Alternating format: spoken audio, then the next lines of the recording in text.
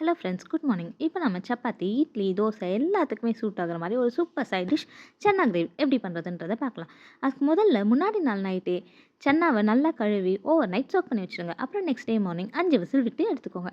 அப்புறம் ஒரு கடாயில் கொஞ்சமாக எண்ணெய் விட்டு பட்டை, லவங்கம், அப்புறம் சீரகம், சோம்பு எல்லாத்தையும் சேர்த்து எல்லாம் பொரிஞ்ச பிறகு ஒரு 3 வெங்காயத்தை வெட்டி வச்சு அதை போட்டு நல்லா வதக்கிக்கோங்க. வெங்காயம் நல்லா உங்களுக்கு கண்ணாடி மாதிரி வதங்கி வரணும். வெங்காயம் நல்லா வதங்கி வந்த பிறகு அதில் 1 இன்ச் அளவுக்கு இஞ்சி, அப்புறம் ஒரு 10 பல்லு போல் பூண்டு இதையும் சேர்த்து நல்லா வதக்கிக்கோங்க. எல்லாமே நல்லா வதங்கின பிறகு ஒரு 2 தக்காளி அளவுக்கு வெட்டி வச்சு அதையும் இதில் சேர்த்து நல்லா வதக்கிடுங்க. எல்லாமே வதங்கின பிறகு ஒரு 10 போல் முந்திரி, அப்புறம் ஒரு ஸ்பூன் அளவுக்கு கசகசா இதையும் சேர்த்து எல்லாத்தையும் சேர்த்து வதக்கிக்கோங்க. எல்லாமே ஒன்று சேர்ந்து நல்லா வதங்கி வரணும். உங்களுக்கு வெங்காயம் சீக்கிரம் வதங்கணுன்னா அதில் கொஞ்சமாக உப்பு சேர்த்துக்கோங்க. சீக்கிரம் உங்களுக்கு வெங்காயம் வதங்கி வந்துடும்.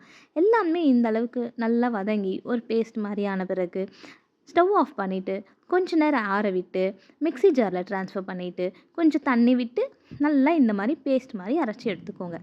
அப்புறமா ஒரு கடாயில் கொஞ்சமாக எண்ணெய் விட்டு ஒரு பிரிஞ்சி இலை, அப்புறம் கொஞ்சம் கறிவேப்பிலை இதை சேர்த்துருங்க.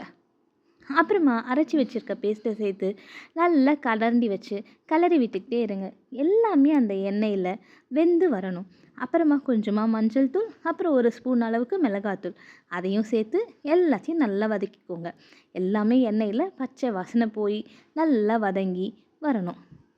அது வரைக்கும் நல்லா வதக்கிக்கோங்க.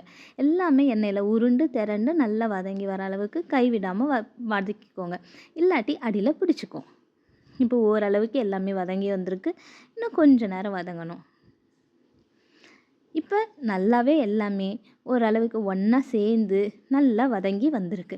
இந்த ஸ்டேஜ் வந்த பிறகு கொஞ்சமாக தண்ணி சேர்த்துக்கோங்க. ஒரு 1/2 கப் போல் சேர்த்து அதையும் சேர்த்து நல்லா வதக்கி விடுங்க. இப்போ கொஞ்சம் லைட்டாக அந்த தண்ணி கொதித்து வரணும். இப்போ நல்லா கொதித்து வந்திருக்கு. இப்போ வேக வச்சுருக்க சன்னாவை அந்த தண்ணியோடவே இதில் ஆட் பண்ணிக்கோங்க. சேர்த்துட்டு நல்லா கலந்து விடுங்க.